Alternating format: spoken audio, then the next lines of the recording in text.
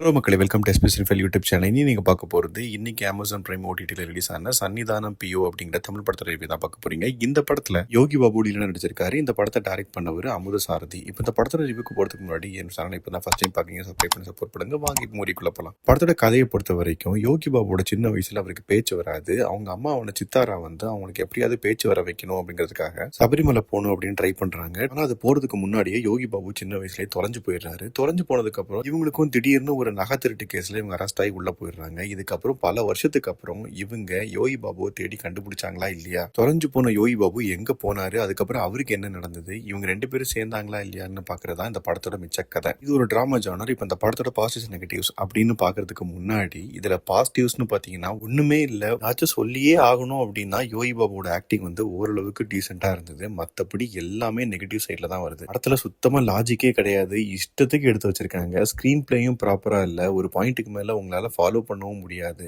ட்விஸ்ட்ங்கிற பேர்ல ஒரு கேவலமான ஒண்ணு வச்சிருக்காங்க. அதுவும் படுமட்டமா இருந்தது. சின்ன வயசுல யோகி பாபு பேச முடியாம தான் சபரிமலைக்கு போகணும் அப்படின்னு சொல்லி உங்க அம்மா கூட்டிட்டு போவாங்க. திடீர்னு பார்த்தா அவர் காணாம போனதுக்கு அப்புறம் பேச ஆரம்பிச்சிருவாரு. கிளைமேக்ஸ்ல சேர்ந்ததுக்கு அப்புறம் இவனுக்கு பேச்சு வந்துருச்சு அப்படின்னு அவங்க கேட்கும்போது, அம்மா பேசினாதான் இந்த உலகத்துல வாழ முடியும் அப்படிங்கிற மாதிரி நக்கலா பதில் சொல்றாரு. அதை பார்த்ததுக்கு அப்புறம் என்னடா சொல்ல வரீங்க, பேச முடியலன்னு சொல்லி தான் சபரிமலைக்கே அவங்க கூட்டிட்டு போக பாக்குறாங்க. திடீர்னு இவர் பேசிட்டாரு. அதுவும் எப்படி அப்படிங்கிறது தெரியவே இல்ல, சொல்லவும் இல்ல. இஷ்டத்துக்கு கண்ட மெனிக்கு எடுத்து வச்சிருக்காங்க. இதுல ஒரு லவ் போர்ஷன், ஒரு ஃபைட் எதுவுமே ஒட்டவும் இல்ல. அவங்க பெர்ஃபார்மன்ஸும் நல்லா இல்ல. இதுல யோகி பாபுவோட ஒன்லைனர் அதுக்கு மேல நக்கல் காமெடி அப்படிங்கிற பேர்ல அவர் பாட்டுக்கு ஒரு ட்ராக்ல போயிட்டு இருக்காரு. அவர் தான் சின்ன வயசுல காணாம போனாரு. அவரு தான் தேடுறாங்க அப்படிங்கறது அவருக்கே தெரியும். பட் ஆனா அவங்க கூட சேர்ந்து அவரும் அவரையே தேடுறாரு. எதுக்காக அப்படி மறைஞ்சிருக்காரு அப்படின்னு கேட்டீங்கன்னா அதுக்கும் ஆன்சர் கிடையாது. மொத்தத்தில் இந்த படத்தை பத்தி சொல்லணும் அப்படின்னா நான் சொன்ன மாதிரி இஷ்டத்துக்கு எடுத்து வச்சிருக்காங்க. எதுக்கு எடுத்தோம், ஏன் எடுத்தோம், அதுல என்ன கதை இருக்குது அதெல்லாம் நீங்க கேட்கவும் கூடாது. நீங்க இந்த படத்தை பார்க்கவும் கூடாது. பிரைம்ல இருக்குது, பாருங்க அப்படின்னு சொல்லி கண்டிப்பா நான் ரெக்கமெண்ட் பண்ண மாட்டேன். தப்பித்தவரை நீங்க பாத்துட்டீங்கன்னா